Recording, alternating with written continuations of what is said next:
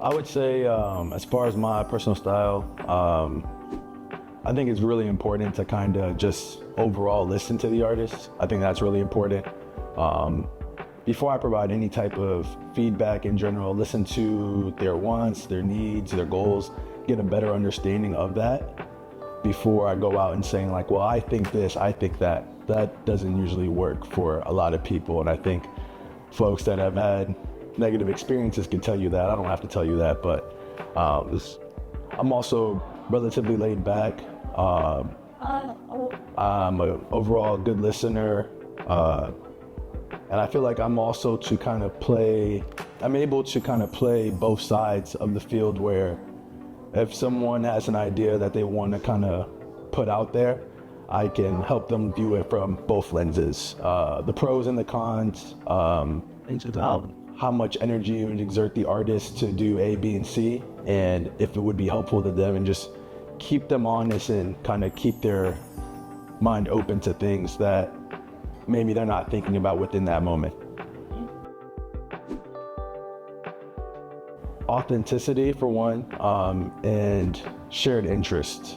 I think if I don't really have a shared interest with an artist, it's kind of hard to kind of sugarcoat my actual feelings about something they may want to talk about, what they want to collaborate on and such. So that's one thing. And also just knowing what motivates and drives them also is something that I look at when it's time to sit and collab with another artist, because I'm an extremely driven person, so there's that.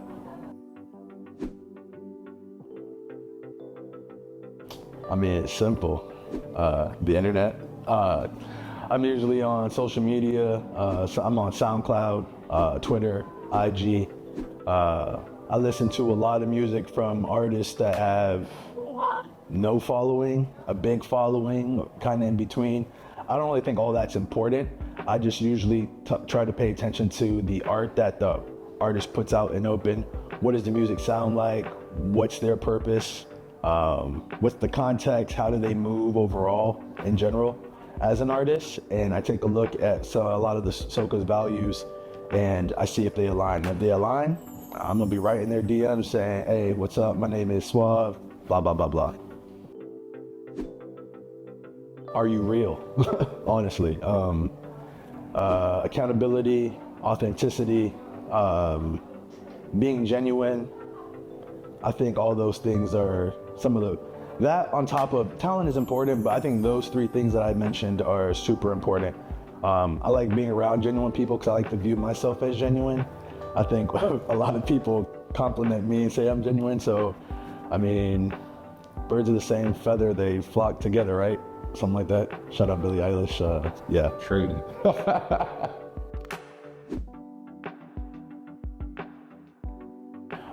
Just by observing them, how they are in general as an artist, listening to them, I think those two things are super important. And I myself, I'm kind of like a chameleon. I'm able to kind of blend in and work with a lot of different people, no matter the surroundings, are different walks of life, different backgrounds. On top of that, I think just being able to know what the artist's mission will help with being able to adapt.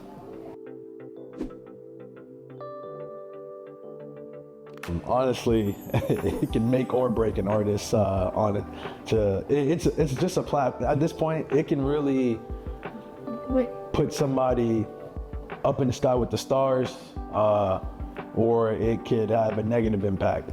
I think it's important though to be consistent on social media and just try to be your authentic self, your most true self, because it's the best way to get exposure, I guess. But also just being your own person, there's natural uniqueness in that, because I don't think everyone's the same.